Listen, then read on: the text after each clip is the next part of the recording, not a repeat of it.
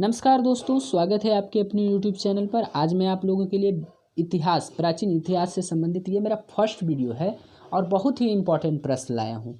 अगर दोस्तों आपको हेल्पफुल लगे ये वीडियो तो लाइक एवं सब्सक्राइब जरूर कीजिएगा दोस्तों, और वीडियो जो डालूँगा उसको जाकर आप देख लीजिएगा। आपको मैं लिंक दे दूँगा। चलिए देखते हैं। पहला प्रश्न है कि इतिहास का पिता किसे कहा जाता है, तो वह है हेरोडोटस को कहा जाता है। पहिया का आविष्कार जो है नवपाषाण काल में हुआ था दोस्तों। आँख का आविष्कार कब हुआ था? पुरापाषाण में। और पशुपालन का आविष्कार कब हुआ, मतलब प्रारंभ कब हुआ, तो वह है मध्यपाषाण काल में दोस्तों। भीमबेटका प्रसिद्ध है, तो गुफा शैत्र चित्रों के लिए जो है वह भीमबेटका प्रसिद्ध है। अगला हम लोग देखते हैं कि भीमबेटका है तो रायसेन जिला में है। तो रायसेन जिला है कहाँ दोस्तों? ये MP मध्य प्रदेश में है। अगला नेक्स्ट देखते हैं। नेक्स्ट आपको देखना है प्रश्न, विश्व का सबसे प्राचीन प्रथम अभिलेख कौन है? तो विश्व का सबसे प्राचीन या प्रथम आप बोलिए तो उसको बोला जाए बोगाज कोई अभिलेख एशिया माइनर में है। कहाँ है? एशिया माइनर में। मानव ने सर्वप्रथम प्रयोग किया था तो तांबे का प्रयोग किया था। अगला है सबसे पहले पालतू बनाया था, तो उन लोगों ने क्या बनाया था? कुत्ता को सबसे पहले पालतू बनाया था। अगला है सिंधु सभ्यता का काल है 2500 से 1750 ईसा पूर्व। तो आपको लग रहा होगा दोस्तों ईसा पूर्व, जी हाँ, बिफोर क्राइस्ट होता है दोस्तों। तो आप इसको कैसे समझिएगा, बहुत लोग को समझ नहीं आता होगा। तो एक नंबर लाइन बचपन में पढ़े होंगे कि यहाँ पर एक जीरो होता है, इधर +1 2, उसी तरह इधर माइनस में 1 -2। तो -2 छोटा होगा या बड़ा? तो ये छोटा होगा। -2 से 1 आएगा तब तो आगे बढ़ेगा ना। अगर कोई -2 में जन्म लिया 2 ईसा पूर्व में तो वो बड़ा होगा, तो -3 तो नहीं जाएगा, तब तो वो और छोटा हो जाएगा। तो वो -1 0 फिर 1 ईसा पूर्व में आएगा। तो इस प्रकार चलता है दोस्तों, जस्ट उल्टा। तो -1 + 1 ये सब तो आप लोग पढ़े ही होंगे 5 6 क्लास में। तो उसी प्रकार है दोस्तों। चलिए देखते हैं। सिंधु घाटी सभ्यता थी, तो सिंधु घाटी सभ्यता जो थी वो आदि ऐतिहासिक सभ्यता थी। सिंधु सभ्यता प्रसिद्ध थी, तो नगर योजना हेतु नियोजन हेतु प्रसिद्ध थी सिंधु सभ्यता। सिंधु सभ्यता की लिपि क्या थी दोस्तों? भाव चित्रात्मक। ठीक है दोस्तों, लिपि मतलब लिखने का, तो लिखने का तो यही भाव चित्रात्मक द्वारा ये लोग व्यक्त करते थे। हम लोग लिख के जैसे व्यक्त करते हैं हिंदी में, उसी प्रकार वो लोग भाव चित्रात्मक द्वारा करते थे। सिंधु सभ्यता के लोगों का व्यवसाय क्या था? तो वह कृषि था। सिंधु वासियों का मुख्य फसल क्या था दोस्तों? जौ और गेहूं था। अगला देखते हैं। अगला प्रश्न है सिंधु सभ्यता का पूर्वी पुरा स्थल है, तो पूर्वी पुरा स्थल क्या है दोस्तों? आलमगीरपुर है। तो आप इस प्रकार से भी इसको याद रख सकते हैं दोस्तों। तो ये आप बना लीजिए ऐसे, ऊपर में उत्तर है, नीचे दक्षिण, इधर पश्चिम है, इधर पूरब है। तो कहाँ बोल रहा है? पूर्वी बोल रहा है, तो इधर आंसू हो जाएगा। देखिए मैंने लिख भी दिया है यहाँ पर, देखिए हो जाएगा इधर। और सु मतलब कि सिंधु सभ्यता का पश्चिमी पुरा स्थल कौन है? तो पश्चिमी पुरा स्थल सुत का गंडोर, अब जो कि बलूचिस्तान में है। अगला देखते हैं। सिंधु सभ्यता का उत्तरी कौन है? तो यह है मांडा। अगला है कि दक्षिण में कौन है? तो दाइमाबाद। तो आंसू मादा सिर्फ आप याद रखिएगा, तो आपका हो जाएगा हो जाएगा आलमगीरपुर, शू हो जाएगा सुत का गंडोर जो कि पश्चिम में हो जाएगा, माँ हो जाएगा दक्षिण में मांडा, और दा से हो जाएगा दाइमाबाद। तो आंसू मादा सिर्फ आपको याद रखना है, तो आपको पता चल जाएगा। चलिए देखते हैं। नेक्स्ट प्रश्न है सिंधु सभ्यता थी, तो नगरीय सभ्यता थी सिंधु। अगला है सिंधु सभ्यता का विस्तार था, तो त्रिभुजाकार आकार में था। सिंधु सभ्यता का प्रमुख बंदरगाह जो है वह लोथल है। अगला है कि सिंधु सभ्यता का बृहद स्थल है, तो वह मोहनजोदड़ो है दोस्तों। अगला है कि भारत में हड़प्पा का बृहद स्थल राखी गढ़ी है। भारत में कौन है? राखी गढ़ी। नेक्स्ट देखा जाए कि सिंधु सभ्यता की सबसे बड़ी इमारत है, तो मोहनजोदड़ो जो है सिंधु सभ्यता की सबसे बड़ी इमारत है। यहाँ से क्या प्राप्त हुआ था? तो यहाँ से आपको अन्नागार प्राप्त हुआ था। एक नृतिका मूर्ति भी प्राप्त हुआ था दोस्तों, तो आपको याद होगा। मोहनजोदड़ो की खोज किसने की थी? तो वह रखाल दास बनर्जी ने। मोहनजोदड़ो का अर्थ होता है तो मृतकों का टीला। तो मोहनजोदड़ो से एक नाचती हुई मूर्ति भी मिली थी। नर्तकी की कांस्य मूर्ति मिली थी, कहाँ मिली थी? तो वह मोहनजोदड़ो में। चलिए देखते हैं कि मोहनजोदड़ो कहाँ है, तो पाकिस्तान में है। अगला है कि मोहनजोदड़ो से प्राप्त स्मारक क्या है? बृहत स्नानागार जो है मोहनजोदड़ो से प्राप्त हुआ है। सिंधुवासी पूजा करते थे, किसका पूजा करते थे? पशुपति की। हड़प्पा या सिंधु सभ्यता के बारे में सबसे पहले जानकारी दी तो किसने दिया था? चार्ल्स मैसन ने 1826 ईस्वी में। रावी नदी के तट पर स्थित है क्या? तो हड़प्पा सभ्यता जो है वह रावी नदी के तट पर स्थित है। हड़प्पा की खोज किसने की थी? तो दयाराम सहनी ने 1921 में। अगला है कि हड़प्पा की सभ्यता थी तो कांस्य युगीन सभ्यता थी दोस्तों। तो कांसा कैसे बनता है? पीतल तो तांबा और जस्ता से बनता है, तांबा और टीन अगर मिला देंगे तो वो कांसा बन जाएगा, याद रखिएगा। हड़प्पा समाज था तो मातृसत्तात्मक, मतलब आपको मातृसत्तात्मक मतलब मातृ से एक नाम जो होता है, बहुत लोग का माता से नाम होता है, इस प्रकार से तो आप कह सकते हैं। तो हड़प्पा सत्ता जो था वो मात्र सत्तात्मक था। अगला है कि स्वस्तिक चिन्ह देन है, तो हड़प्पा सभ्यता की स्वस्तिक चिन्ह देन है।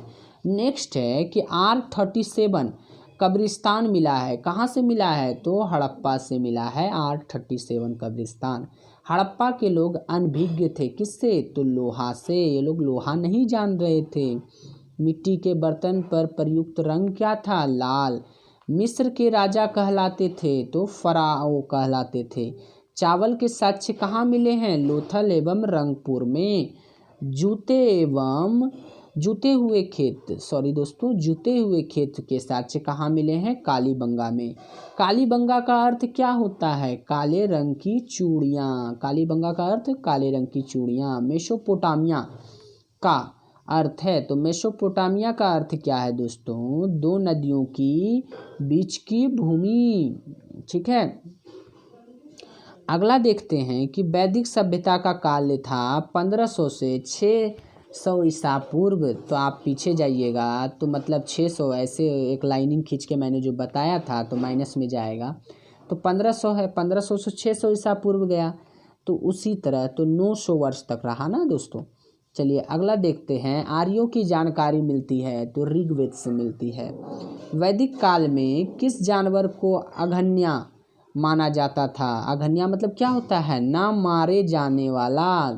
तो अभी भी हम लोग ना मारे जाने योग्य गाय को मानते हैं, तो अघन्या कौन है? गाय। चलिए अगला देखते हैं। वैदिक काल में आजीवन विवाहित अविवाहित रहने वाली महिलाओं को कहा जाता था, तो क्या कहा जाता था? अमाजू। आर्यों भारत आए तो 1500 ईसा पूर्व में जो है से पहले ही आर्य भारत आए थे। आर्य पहले बसे थे, कहाँ बसे थे? पंजाब एवं अफगानिस्तान में जो है आर्य लोग पहले बसे थे। आर्यों का मूल निवास स्थान कहाँ है? तो मध्य एशिया में। कहाँ है? मध्य एशिया। चलिए अगला है प्रश्न आप लोगों के लिए कि आर्यों का मुख्य व्यवसाय क्या था? पशुपालन एवं कृषि।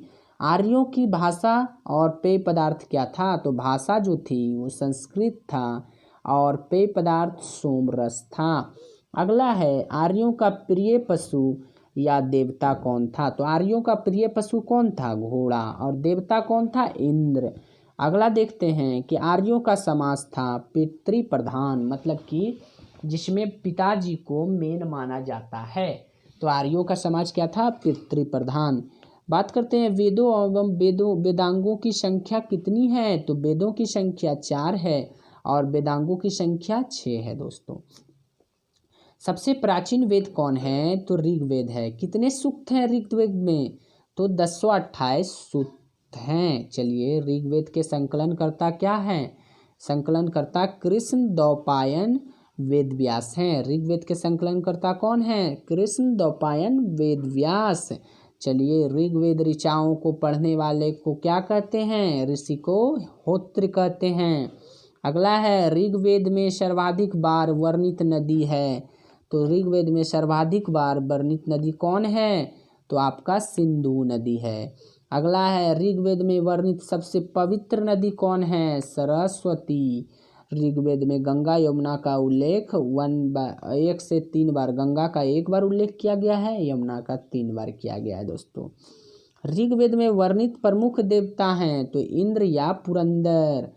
अगला है नेक्स्ट क्वेश्चन दोस्तों कि गायत्री मंत्र है, तो गायत्री मंत्र कहाँ से लिया गया है, कहाँ है? तो ऋग्वेद के 3रे मंडल में जो है वह गायत्री मंत्र का उल्लेख किया गया है। किसमें? 3रे मंडल में। अगला है, गायत्री मंत्र के रचनाकार हैं विश्वामित्र। कौन है? विश्वामित्र। नेक्स्ट है कि गायत्री मंत्र समर्पित है तो किसे है? सूर्य देवता सावित्री को समर्पित है गायत्री मंत्र। अगला है कि 8वें मंडल की ऋचाएँ कहलाती है, तो 8वें मंडल की ऋचाएँ क्या कहलाती है? खील कहलाती है दोस्तों। नेक्स्ट है कि ऋग्वेद में सबसे बाद निर्मित मंडल कौन सा है? तो 10वां मंडल जो है सबसे बाद निर्मित हुआ है दोस्तों। चलिए, अगला है, गोत्र शब्द की उत्पत्ति उत्तर वैदिक काल में हुई है।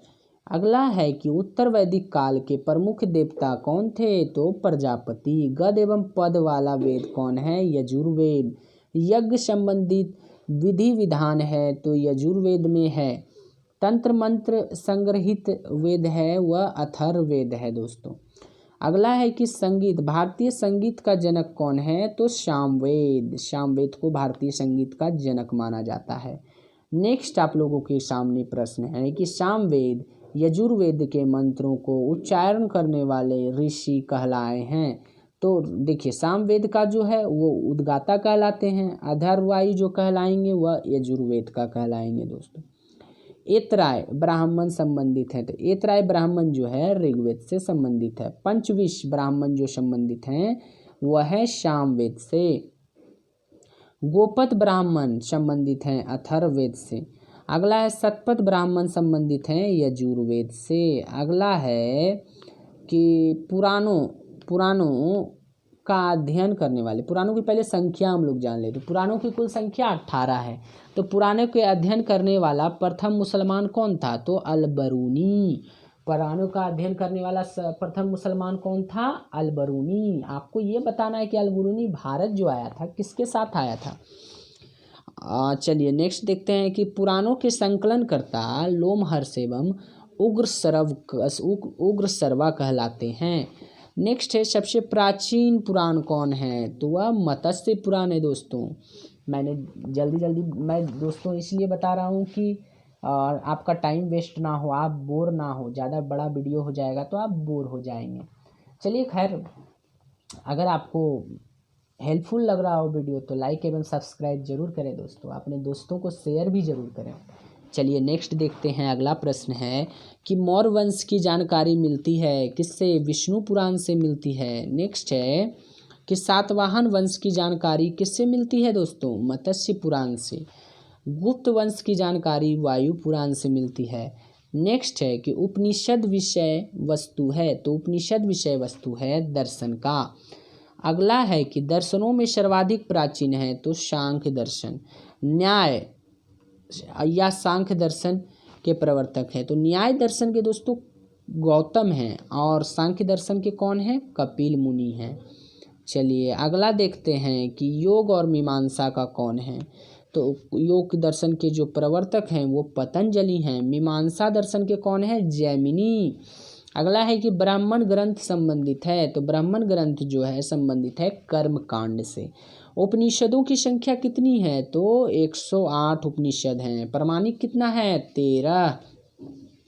सत्यमेव जयते लिया गया है, तो कहाँ से लिया गया है? तो मुंडकोपनिषद से लिया गया है। तमसो मा ज्योतिर्गमय तथा ओम लिया गया है तो बृहदारण्यक उपनिषद से लिया गया है। तमसो मा ज्योतिर्गमय और ओम लिया गया है कहाँ से? बृहदारण्यक उपनिषद से। चलिए अगला हम लोग देखते हैं कि भारत स्मृति ग्रंथ में, सॉरी दोस्तों, स्मृति ग्रंथ में सबसे प्राचीन है तो है मनुस्मृति। अगला है प्राचीन हिंदू विधि के लेखक कौन हैं, तो मनुस्मृति मनु के द्वारा लिखा गया है। रामायण के रचयिता महर्षि वाल्मीकि हैं। नेक्स्ट है कि रामायण मानस की रचना किसने की है, रामचरितमानस की रचना तुलसीदास ने की है। भारत का सबसे बड़ा महाकाव्य कौन है, तो वह है महाभारत। महाभारत के रचयिता महर्षि वेदव्यास हैं। कौन है, महर्षि वेदव्यास। महाभारत का अन्य नाम क्या है, तो महाभारत का अन्य नाम जय संहिता है। महाभारत का फारसी अनुवाद रजमनामा नाम से किया था, तो किसने किया था, फारसी अनुवाद रजमनामा जो है वह बदायूनी ने किया था 16वीं सदी में। अब आप क्वेश्चन करेंगे 16वीं सदी क्या है, भाई हम लोग 21वीं सदी में जी रहे हैं, 16वीं सदी क्या है। तो देखिए दोस्तों, 100 साल आप पीछे चल जाइए, 1500 से अब 1599 तक आप मानिए, तो ये इसके बीच में कोई घटना होती है तो वही 16वीं सदी कहलाती है। ठीक है दोस्तों, 100 साल पीछे, जैसे 21वीं सदी में हम लोग हैं तो 1900 से 2000 के बीच, 1999 तक वो आपका 20वीं सदी था। अब हम 21वीं सदी आ गए तो 2000 से 2099 तक। ठीक है दोस्तों, चलिए, रामायण का फारसी में अनुवाद किसने किया था, तो वो बदायूनी ने किया था, जिसका नाम क्या था, रजमनामा। अगला है कि बुद्ध जन्मे थे, तो कहाँ जन्मे थे, लुम्बिनी में 563 ईसा पूर्व में। बुद्ध के जन्म का प्रतीक क्या था, कमल और शाणता। चलिए, अगला प्रश्न है दोस्तों कि बुद्ध की मृत्यु कहाँ हुई थी, कुशीनगर या कुशीनारा में, 483 ईसा पूर्व में। बुद्ध की मृत्यु की घटना क्या कहलाती है, तो वह कहलाती है महापरिनिर्वाण। बुद्ध के पिता का नाम क्या था, शुद्धोधन, तो शाक्य कुल के थे ये। माता का नाम क्या था, महामाया, कोलिया वंश की थी। तो महामाया जो थी इनकी माता, वो जन्म के बाद ये मर गई थी, बहुत कम समय में मर गई थी, इसलिए इनको जो है इनकी सौतेली माँ ने पालन पोषण किया था, गौतमी। चलिए आगे देखते हैं कि बुद्ध का नाम अन्य नाम क्या है, तो सिद्धार्थ है और तथागत भी बोला जाता है बुद्ध को। चलिए अगला है, बुद्ध के प्रथम गुरु थे, तो बुद्ध के प्रथम गुरु कौन थे, अलार कलाम, याद रखना है दोस्तों। बुद्ध के प्रिय घोड़ा सारथी, तो प्रिय घोड़ा जो था कंथक और चन्ना, सारथी चन्ना था। अगला है बुद्ध के गृहस्थ की घटना जो है गृह त्याग, सॉरी दोस्तों, बुद्ध के गृह त्याग की घटना क्या कहलाती है, महाभिनिष्क्रमण। चलिए, बुद्ध के गृह त्याग का प्रतीक क्या था, घोड़ा।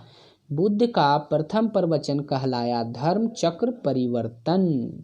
अगला है कि बुद्ध को ज्ञान की प्राप्ति हुई, तो बोध गया में जो है निरंजना नदी के तट पर पीपल वृक्ष के नीचे, कहाँ, बोध गया में निरंजना नदी के तट पर पीपल वृक्ष के नीचे।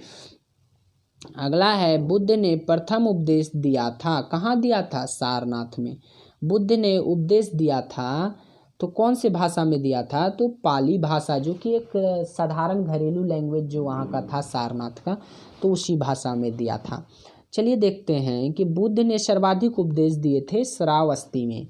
बौद्ध ग्रंथों में सबसे प्राचीन ग्रंथ है त्रिपिटक। कौन है, बौद्ध ग्रंथों में सबसे प्राचीन ग्रंथ त्रिपिटक है। अगला देखा जाए कि त्रिपिटक ग्रंथ हैं बुद्ध के उपदेशों का संग्रह है त्रिपिटक ग्रंथ। चलिए अगला देखते हैं कि बौद्ध धर्म के त्रिरत्न थे बुद्ध, धम्म और संघ। अगला है कि बौद्ध धर्म ग्रहण करने वाली प्रथम महिला कौन थी, उनकी सतीली माँ गौतमी। बुद्ध चरित्र की रचना किया गया था तो अश्वघोष ने किया था। प्रथम बौद्ध संगीति जो उनकी मृत्यु के बाद हुई थी 483 ईसा पूर्व में, कब हुई थी, अजातशत्रु के शासनकाल में हुई थी। कब, अजातशत्रु के शासनकाल में। कहाँ, तो राजगृह में दोस्तों। चलिए द्वितीय बौद्ध संगीति 100 साल बाद हुआ है ना, 383 ईसा पूर्व में कालाशोक के शासनकाल में हुआ। कहाँ हुआ, वैशाली। तृतीय बौद्ध संगीति कहाँ हुआ दोस्तों? 250 ईसा पूर्व में। कहाँ? तो आपका हुआ है पाटलिपुत्र में, अशोक के शासनकाल में। अगला पूछा जाए, चतुर्थ बौद्ध संगीति ईसा की प्रथम शताब्दी में। लेकिन दोस्तों बहुत ऐसे किताब में कुछ दूसरा भी दिया रहता है, तो कोई बात इसके लिए नहीं है, कन्फ्यूजन वाला क्वेश्चन है। सिर्फ इतना ही आपसे पूछेगा किसके शासनकाल में हुआ, तो कनिष्क के शासनकाल में। कहाँ हुआ? तो कुंडल वन, कश्मीर में। क से कनिष्क, क से कुंडल। ठीक है दोस्तों। प्रथम बौद्ध संगीति के अध्यक्ष कौन थे? महाकश्यप। द्वितीय बौद्ध संगीति के अध्यक्ष कौन थे? शबाकामी। तृतीय बौद्ध संगीति के अध्यक्ष कौन थे? मोगलीपुत्र तिस्य। चतुर्थीय बौद्ध संगीति के अध्यक्ष कौन थे? तो वह वासुमित्र थे दोस्तों। अगला है कि बुद्ध के पुनर्जन्म पूर्व जन्म का आधारित कथा क्या है? जातक। बौद्ध का पवित्र ग्रंथ क्या है? जातक। अगला है बौद्ध धर्म का पूजा स्थल क्या कहलाता है? चैत्य मंडप। अगला है कि एशिया का ज्योतिपुंज कहा जाता है, तो वह है बुद्ध को। जैन धर्म के संस्थापक एवं तीर्थकार प्रथम तीर्थकार थे, तो जैन धर्म के संस्थापक एवं प्रथम तीर्थकार कौन थे? तो ऋषभदेव थे दोस्तों। कौन थे? ऋषभदेव। अन्य नाम इनका क्या था? तो आदित्यनाथ। तो लास्ट क्वेश्चन ये वीडियो का, ये लास्ट क्वेश्चन क्या है? जैन धर्म के वास्तविक संस्थापक किसे माना जाता है? तो महावीर, जो कि 24वें तीर्थकर और अंतिम तीर्थकर भी इन्हें माना जाता है। आपसे बहुत बार क्वेश्चन पूछ लिया जाता है कि 23वें तीर्थकर कौन थे जैन धर्म के? तो वह थे पार्श्वनाथ। ठीक है दोस्तों, याद रखिएगा। चलिए दोस्तों, अगर वीडियो आपको अच्छा लगा हो, हेल्पफुल लगा हो, तो लाइक एवं सब्सक्राइब जरूर कीजिएगा। और अगली वीडियो मैं फिर से बना के दे रहा हूँ, और ये मेरा पार्ट 1 है। ठीक है, और अगला 3-4 पार्ट में मैं इम्पोर्टेंट सभी प्रश्न को प्राचीन भारत का ला दूंगा दोस्तों। चलिए, धन्यवाद दोस्तों, मिलते हैं अगली वीडियो में।